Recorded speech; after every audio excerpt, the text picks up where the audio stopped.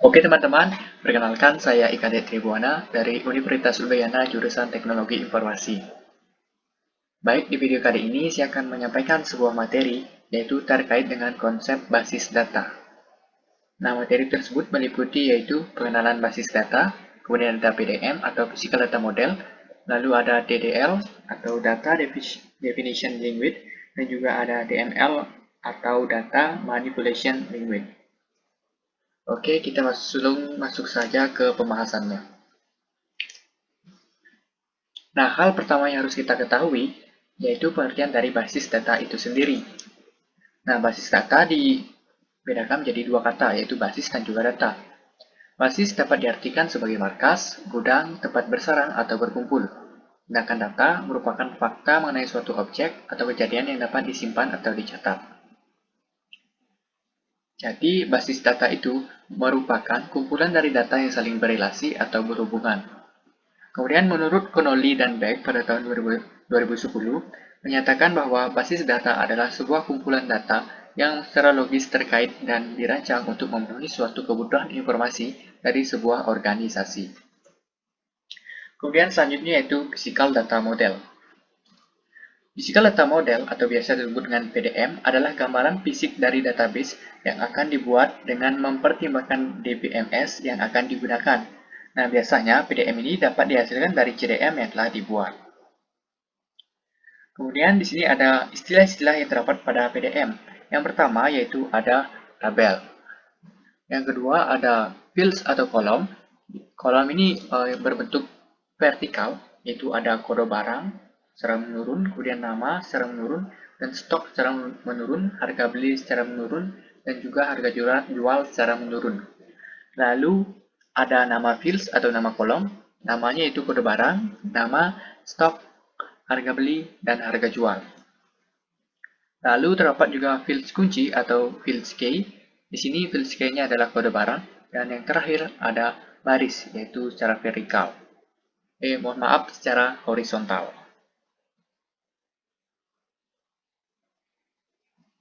Oke, selanjutnya itu tentang jenis key.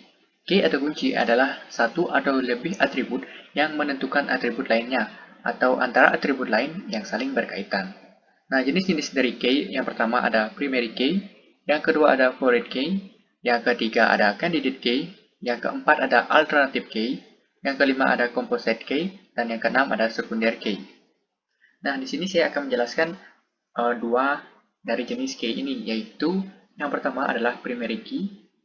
Primary key itu dapat diartikan sebagai kolom yang berisi nilai unik, berfungsi sebagai identitas untuk membedakan setiap record yang ada pada tabel.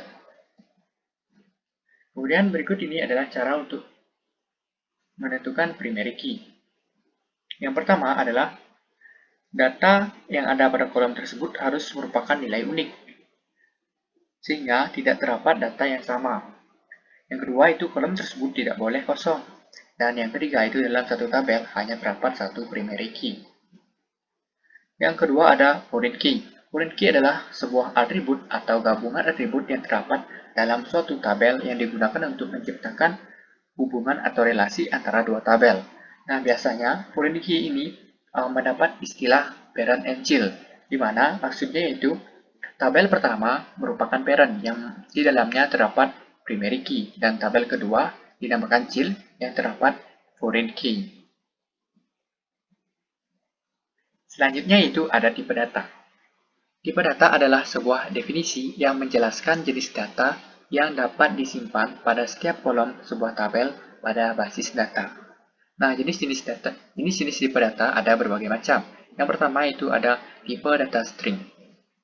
String adalah jenis tipe data yang dapat digunakan untuk menyimpan data berupa karakter. Contohnya yaitu yang pertama ada varchar, menyimpan data berupa karakter yaitu berupa huruf, angka, ataupun karakter spesial.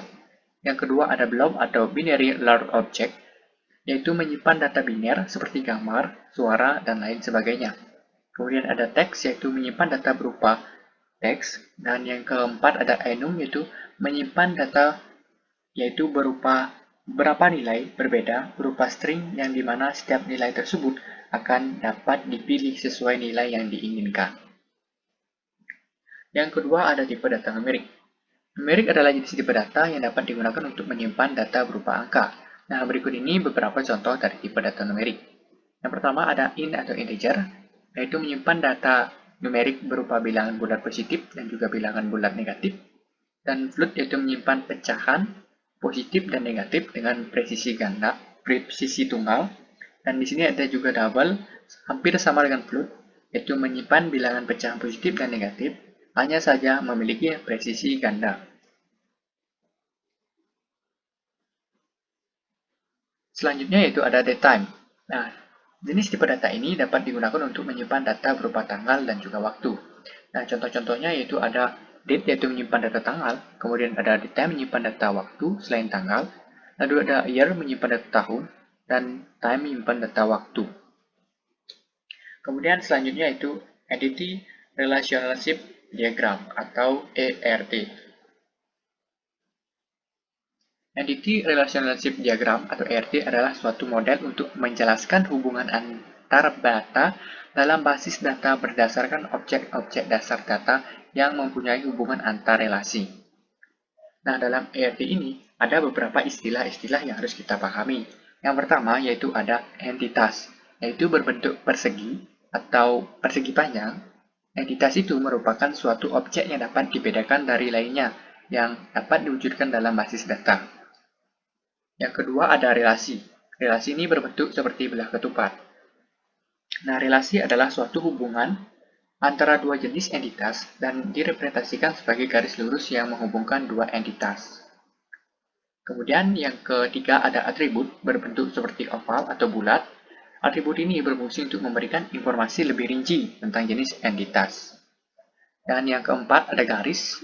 Garis berfungsi untuk menghubungkan atribut dengan entitas dan entitas dengan relasi, sehingga menggambarkan diagram tersebut memiliki alur. Selanjutnya yaitu dalam perancangan PDM ada yang namanya derajat relasi. Nah, derajat relasi dibedakan menjadi tiga. Yang pertama yaitu relasi one-to-one. Nah, maksudnya yaitu setiap entitas pada himpunan A berhubungan paling banyak dengan satu entitas pada himpunan entitas B. Begitupun sebaliknya. Nah, berikut ini penjelasan dari gambarnya. Kita bisa lihat di sini ada dua entitas, yaitu entitas penjual dan juga kota. Nah, entitas penjual dan kota ini memiliki relasi one-to-one. Yang kedua yaitu relasi one-to-many. Maksudnya itu setiap entitas pada himpunan entitas A dapat berhubungan dengan banyak entitas pada himpunan entitas B. Tetapi setiap entitas pada entitas B dapat berhubungan dengan satu entitas pada himpunan entitas A. Nah, begini lebih jelasnya dari penggambaran dari relasi one-to-many.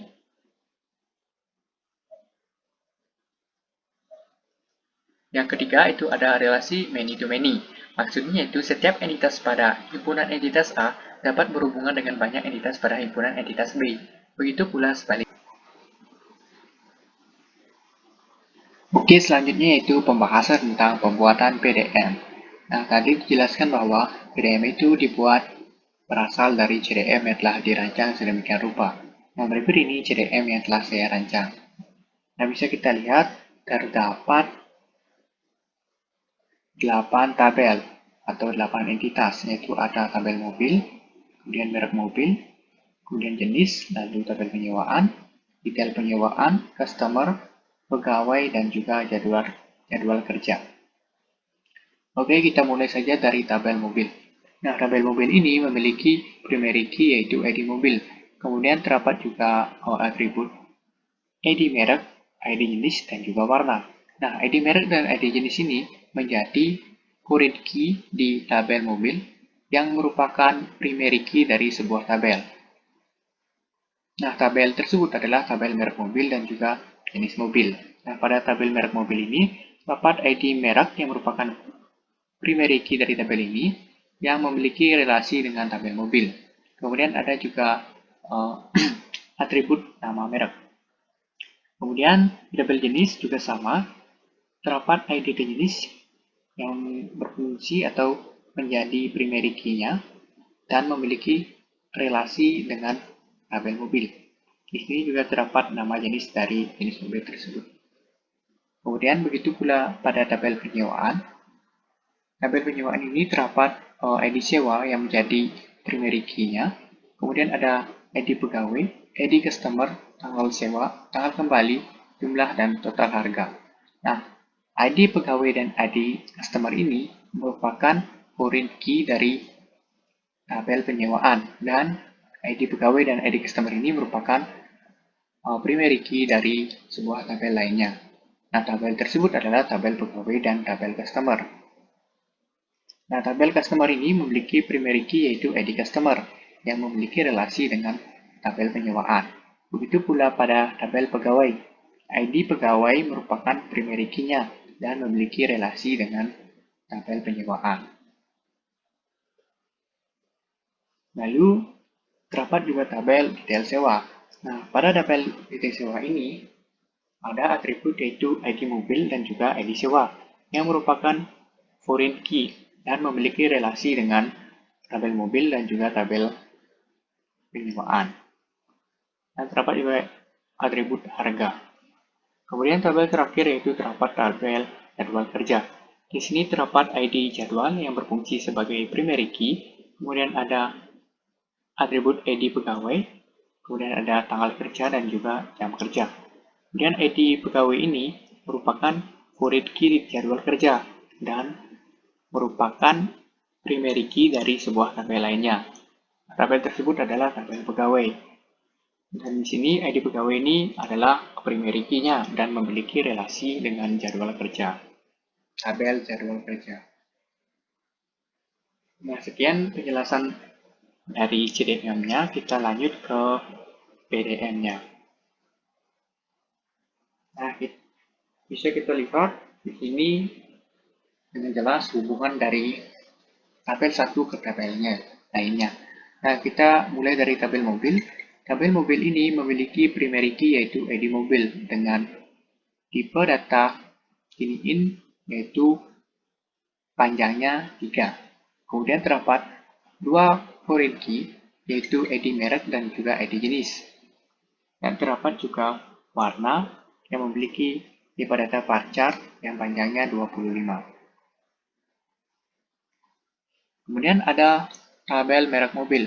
Tabel merek mobil ini memiliki primary key yaitu ID merek yang bertipe data in panjangnya 3. Kemudian terdapat juga atribut nama dengan tipe data varchar yaitu 100.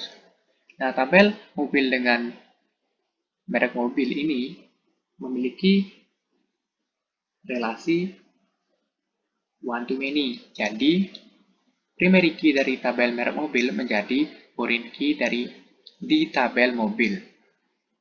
Kemudian ada juga tabel jenis mobil, yaitu memiliki primary key yaitu ID jenis dengan tipe data in yang panjangnya 3.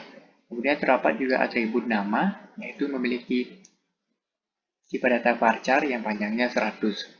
Nah, hubungan antara tabel mobil dengan tabel jenis adalah one to many. Jadi, primary key dari tabel jenis menjadi foreign key di tabel mobil. Selanjutnya yaitu ada tabel penyewaan. Nah, dalam tabel penyewaan ini terdapat primary key yaitu ID sewa yang memiliki tipe data in yang panjangnya 3. Kemudian terdapat 3 foreign key yaitu ada ID mobil yang bertipe data in panjangnya 3. Kemudian ada ID customer dan yang ketiga itu ada ID pegawai. Selain itu ada juga atribut lainnya yaitu seperti tanggal sewa bertipe data date, kemudian tanggal kembali bertipe data date, dan terdapat juga jumlah sewa yang bertipe data small in yang panjangnya 5. Nah, hubungan antara tabel mobil dengan tabel penyewaan adalah many to many, sehingga membentuk sebuah tabel baru yaitu tabel detail penyewaan yang berisikan primary key dari masing-masing tabel. Nah, di tabel penyewaan ini, primary key dari masing-masing tabel itu menjadi foreign key di tabel penyewaan, yaitu ada ID mobil dan juga ID sewa. Kemudian terdapat juga atribut harga sewa yang memiliki tipe data big in yang panjangnya 16.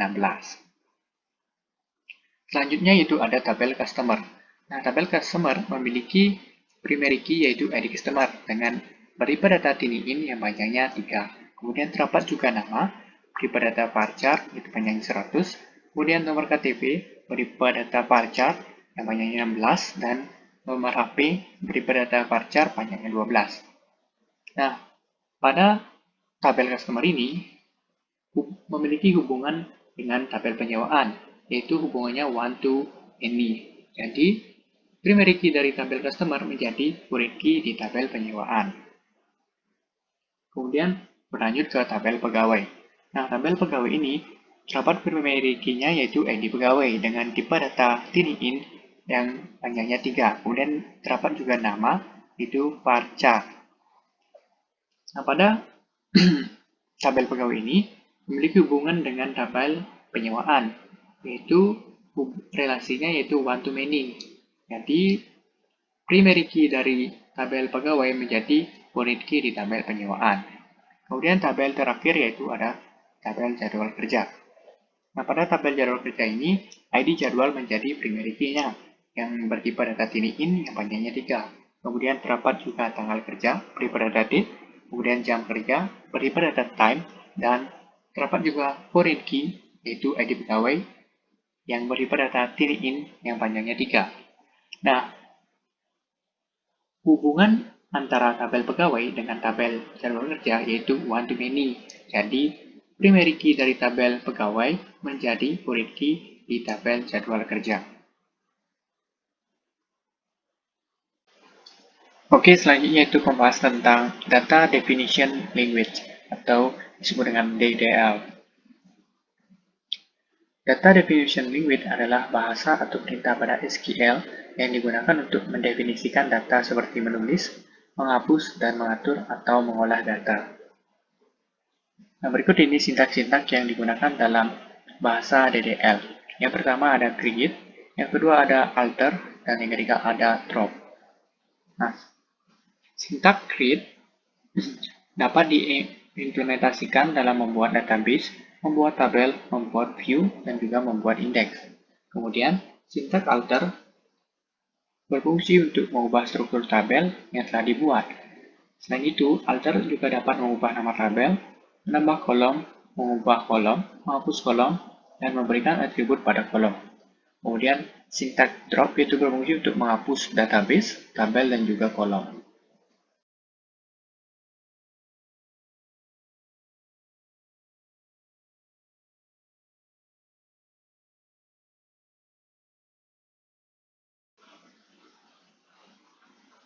Oke, selanjutnya yaitu kita akan menjelaskan penggunaan sintaks-sintaks yang terdapat pada Data Definition Language atau DDL tadi.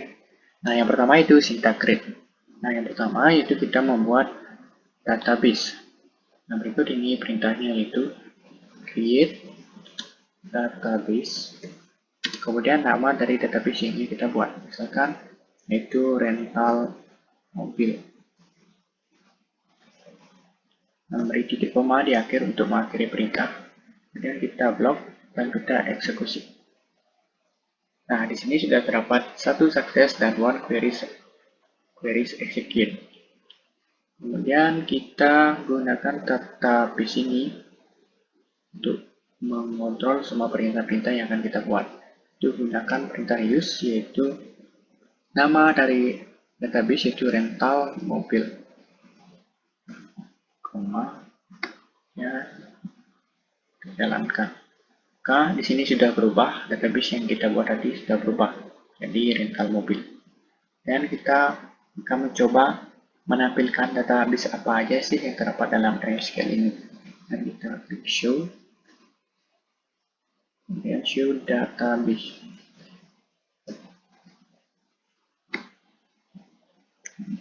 Execute. Nah, di sini terdapat ini rental mobil ini adalah database yang kita buat tadi.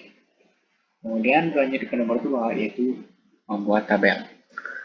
Sama seperti tadi yaitu create tabel, kemudian nama tabel yang itu misalkan pegawai, ini kurung buka, kemudian tambahkan field-nya yaitu ada ID pegawai,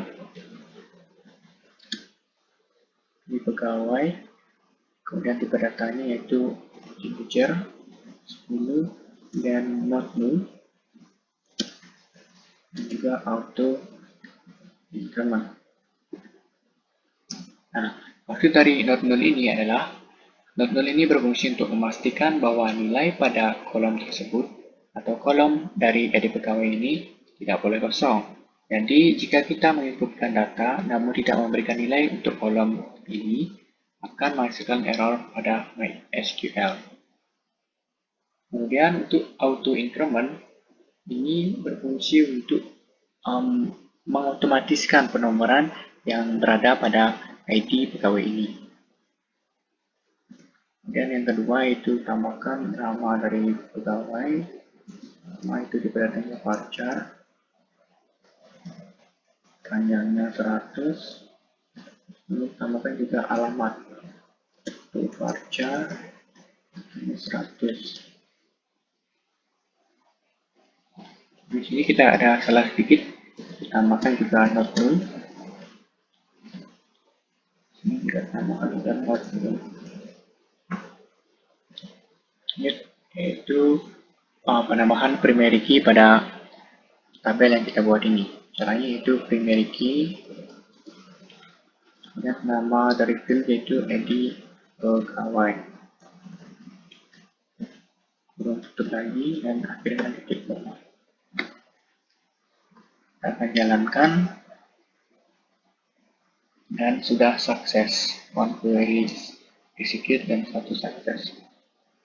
Kita show tabel untuk melihat tabel yang kita buat. Itu ini tabel pegawai. Kemudian kita coba melihat atribut atau kolom-kolom apa aja sih yang terdapat pada tabel ini menggunakan perintah dash itu pegawai nama tabel. Execute. Nah, sudah terdapat di sini itu nama pegawai, ID pegawai, kemudian diperhatikan in, kemudian nullnya no, dan sudah menjadi primary key, kemudian default null, dan ekstra ada auto increment. Oke, berlanjut ke perintah selanjutnya atau sintaks selanjutnya, yaitu sintaks alter. Nah, yang pertama itu menambahkan dan menghapus field atau kolom tabel. Yang pertama itu kita akan menambahkan sebuah field pada kolom tabel yang kita buat tadi, yaitu tabel pegawai. Oke, perintahnya yaitu alter tabel, kemudian nama tabelnya itu pegawai, kemudian gunakan add untuk menambahkan, yaitu setelah add ini tambahkan kolom atau field yang ingin ditambahkan. Misalkan kita akan menambahkan email, tipe datanya varchar 50 dengan titik koma, kita langsung execute. Oke, sudah sukses. Kita coba deskripsikan tabel pegawai. Nah, sudah terdapat tabel email yang kita buat tadi. Field email atau kolom email yang sudah kita buat tadi sudah terdapat pada tabel pegawai. Kemudian kita coba menambahkan tabel baru, misalkan alter tabel pegawai, add nomor telepon, datanya varchar 12. Kita execute kembali. Nah, sudah sukses. Kita coba resetkan kembali tabel pegawai ini. Nah, sudah dapat nomor telepon. Kita coba menghapus tabel email yang kita buat tadi, itu menggunakan perintah alter tabel pegawai, kemudian gunakan drop kolom, kemudian nama field yang ingin kita hapus, yaitu misalkan field email.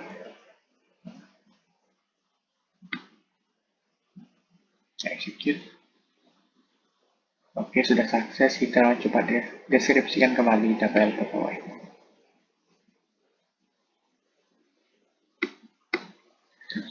tabel pegawai. Oke, field email yang kita buat tadi sudah hilang. Kemudian berlanjut ke perintah yang kedua, yaitu perubahan nama field tabel. Nah, caranya yaitu alter tabel, nama tabel yaitu pegawai, lalu gunakan perintah change, kemudian nama awal atau nama awal yang ingin diubah, yaitu misalkan sini field nama, kemudian nama barunya itu nama underscore pegawai, kemudian jangan lupakan tipe datanya yaitu varchar 100, kemudian akhirnya dengan titik koma. Nah, execute. Oke, sudah sukses. Kita lihat kembali tabel pegawai. Nah, di sini yang awalnya field ini cuma bernama-nama, sekarang sudah menjadi nama pegawai. Kemudian yang ketiga yaitu merubah tipe data dari field. Caranya yaitu alter tabel, nama tabel yaitu pegawai, lalu modify. Kemudian nama kolom yang ingin kita ubah, misalkan nomor telepon. Tipe data, setelah itu tuliskan tipe data barunya, misalkan char 12. Kira dengan titik koma.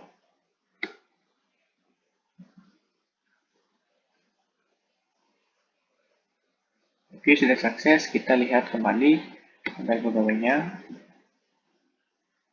Nah, di sini kolom nomor telepon sudah berganti tipe datanya menjadi char, hanya 12. Oke, selanjutnya yang keempat itu penambahan dan penghapusan primary key.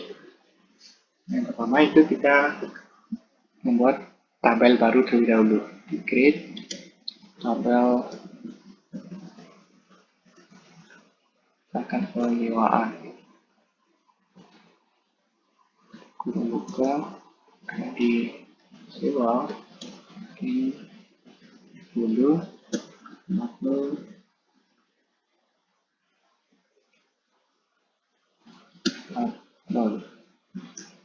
lalu ada tanggal sewa, data yang date, dan lalu tanggal kembali, dan juga date, dan ada jumlah sewa,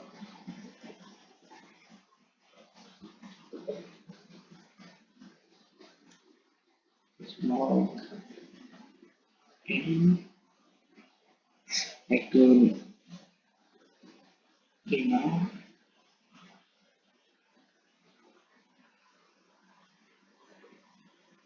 kemudian ada juga total harga. Kalau itu datanya bikin 16.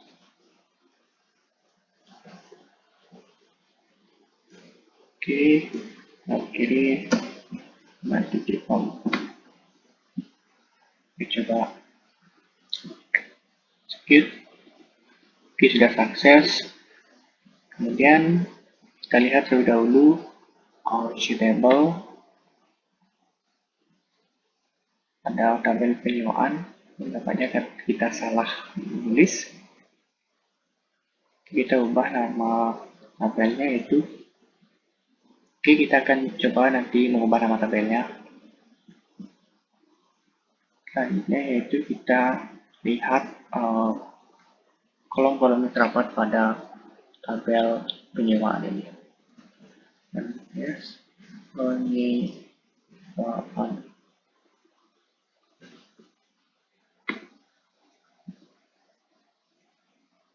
Oke, kita lihat di sini ada edisi sewa, tanggal sewa, tanggal kembali, jumlah sewa, total harga, dan belum terdapat primary key-nya. Nah, tugas kita di sini yaitu menambahkan primary key-nya. Caranya yaitu alter tabel, itu tabel penyimpanan, dan add primary key itu ID sewa kurung tuh, kemudian kita kasih dengan titik pelemahan bakar. Oke, kita coba jalankan. Oke, sudah sukses. Kita lihat sekarang. Describe tabel penyimpanan. Oke, sudah terdapat primary key-nya yaitu ID sewa. Kemudian kita mencoba menghapusnya yaitu dengan cara alter tabel penyimpanan drop primary key. Primary key yang terdapat pada tabel penyewaan ini akan hilang. Kita sukses. Coba lihat.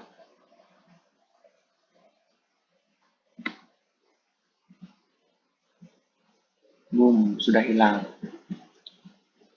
Kita kembalikan lagi. Kita isi primary key. Sukses.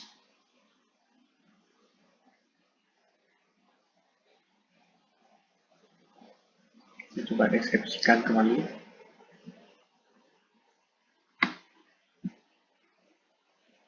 Kita kembali menjadi primary key. Kemudian perintah selanjutnya yaitu menambahkan foreign key. Caranya yaitu alter tabel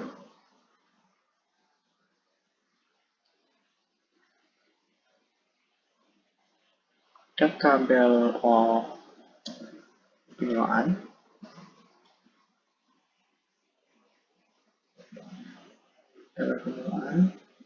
kemudian add, kemudian nama field yang merupakan primary key dari field yang satunya atau kolom yang satunya yaitu ID pegawai. Lalu tambahkan juga tipe datanya yaitu in dulu null after kita letakkan setelah ID sewa. Oke, coba kita jalankan.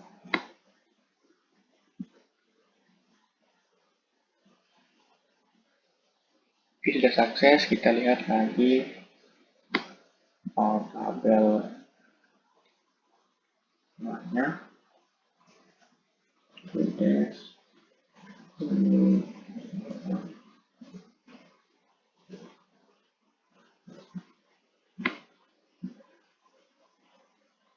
Nah, di sini sudah terdapat ID pegawai. Kemudian kita akan menambahkan foreign key-nya. Caranya yaitu alter tabel penyewaan, add constraint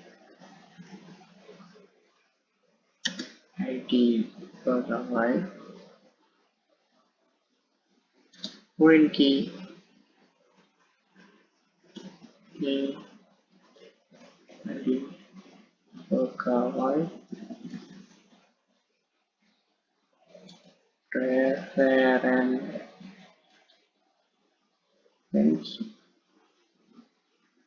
pegawai, ID pegawai. Oke, kita coba running. Kita coba execute.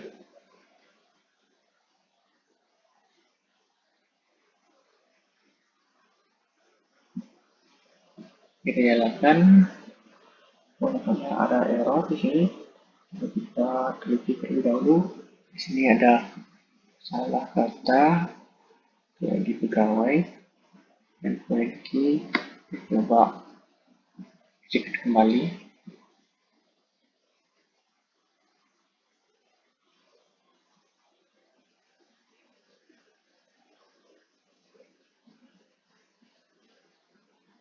Kita juga lihat typo sedikit. Kita pegawai. Oke, kita coba salah kata.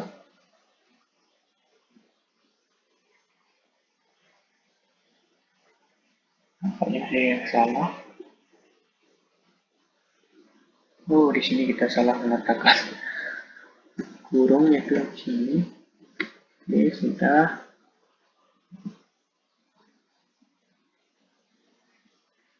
Oke, sudah sukses. Kita lihat lagi tabel penyewaan. Nah, di sini sudah terdapat mul atau foreign key. Yang jadi foreign key adalah ID pegawai. Kemudian yang terakhir itu merubah nama tabel. Karena tadi kita salah menuliskan nama tabelnya, sekarang kita akan rubah nama tabelnya. Caranya yaitu alter table. Kemudian nama tabelnya itu penyewaan. Kemudian kita rename atau ubah menjadi dengan rumus yaitu rename itu nama baru. Setelah itu kita letakkan nama barunya itu penyewaan. Oke, sudah benar pemilihannya. Misalnya kita sedikit. Nah, dan sudah berhasil. Kita coba lihat. Oke, sudah terjadi. Sudah benar. Lengkap dengan primary key dan juga foreign key. Kemudian kita lanjut ke sintak yang ketiga, yaitu menghapus database. Yang pertama, seharusnya kita sih coba menghapus tabel terlebih dahulu.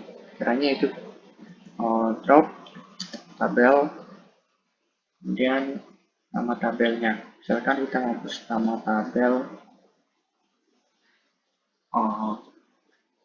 sayang sekali ketika kita menghapus ini, kita membuat tabel terlebih dulu. Misalkan create tabel sembarang, kemudian terdapat nama, voucher, not data dulu, no,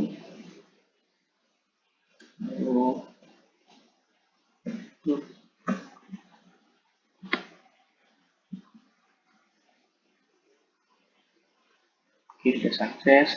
Kita coba show table.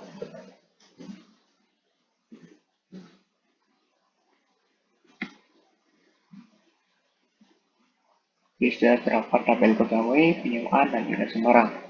Nah, kita akan mencoba menghapus tabel sembarang ini. Caranya yaitu drop table, kemudian nama tabelnya itu sembarang.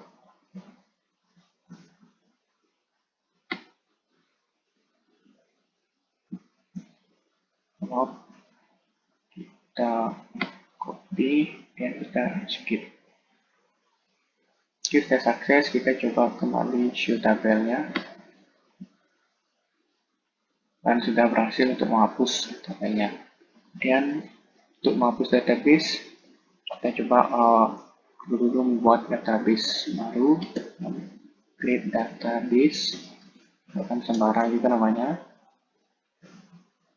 Oke,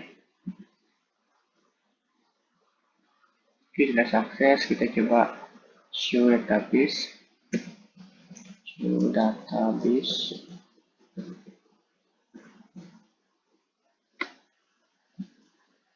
Coba lihat, di sini ada database sembarang. Itu kita akan menghapusnya. Caranya itu sama seperti yang tadi, yaitu drop database. Ini nama database-nya itu sembarang.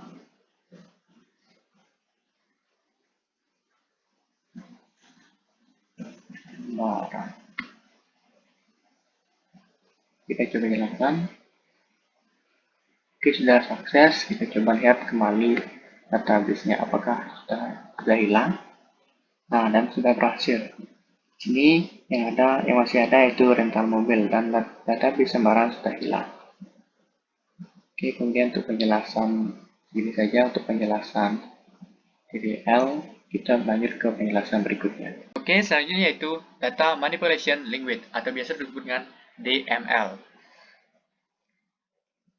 Data Manipulation Language atau DML adalah salah satu bentuk query yang digunakan dalam MySQL dengan tujuan untuk memanipulasi data yang terdapat dalam tabel suatu database. Nah, berikut ini sintaks-sintaksnya. Yang pertama ada insert. Nah, sintaks insert adalah query DML yang berfungsi untuk menyisipkan data baru pada suatu tabel. Insert dapat digunakan untuk memasukkan data baru pada tabel dalam suatu database dan tidak memasukkan tabel baru pada suatu database. Yang kedua ada update. Update merupakan query DML yang berfungsi untuk mengubah data yang terdapat pada suatu tabel. Update dapat digunakan untuk mengubah data pada suatu tabel dalam suatu database dan tidak mengubah susunan tabel pada suatu database. Kemudian yang ketiga yaitu delete. Delete adalah query DML yang berfungsi untuk menghapus data yang sudah ada pada suatu tabel. Delete dapat digunakan untuk menghapus data yang sudah ada pada tabel dalam suatu database. Oke, selanjutnya yaitu penjelasan tentang penggunaan sintaks pada DML atau Data Manipulation Language. Yang pertama yaitu insert. Nah, cara penggunaannya yaitu insert into, kemudian nama tabel, yaitu misalkan nama tabel pegawai, lalu tambahkan kolom-kolom yang ada dalam tabel pegawai itu ID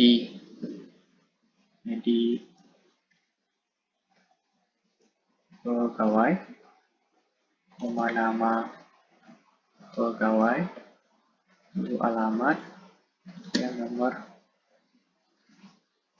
telepon. Kemudian masukkan values-nya. Pertama yaitu masukkan ID-nya, yaitu 1, kemudian namanya, masukkan Budi, kemudian alamatnya, Gianyar, lalu nomor teleponnya 081. Kemudian yang kedua itu masukkan ID-nya, kemudian namanya, misalkan 5, misalnya yaitu Tabanan, lalu nomor teleponnya 087. Oke, kita akan coba skip sekarang. Oke, sudah sukses. Kita lihat sekarang dalam tabel pegawainya. Kita refresh. Oke, di sini sudah benar. Dan ID pegawai 1, kemudian nama pegawai 5, dan alamat Gianyar, nomor telepon 081.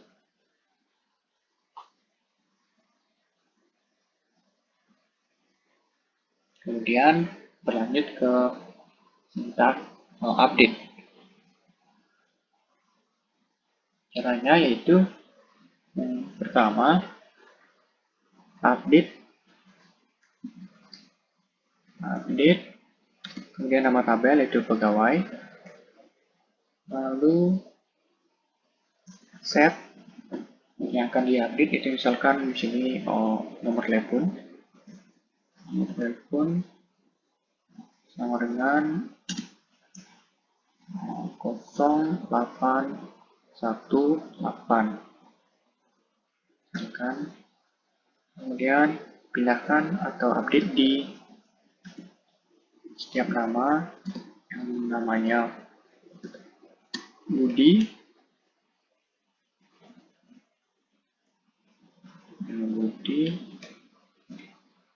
or ID pegawai sama dengan 1. Oke, kita lihat. Oh, sebentar, nampaknya ada yang error. Nah, di sini kita ada salah menulis, yaitu di sini nama pegawai. Nah, kita kembali untuk isi keep. Oke, di sini sudah sukses. Kita lihat kembali pada tabel pegawai. Oke, kita refresh. Nah, di sini nomor telepon Budi sudah terupdate. Dan kita berlanjut ke tingkat terakhir, yaitu delete. Caranya yaitu delete from, kemudian nama dari tabel, misalkan pegawai. Kemudian ada kondisi atau where, conditionnya misalkan nama pegawai dengan Budi.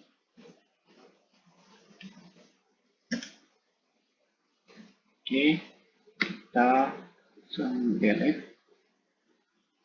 Ini sudah sukses. Kemudian kita lihat kembali tabelnya, kita refresh, dan secara otomatis nama Budi akan hilang. Kemudian jika ingin cara instan atau menghapus semua isinya, kita menggunakan delete from pegawai.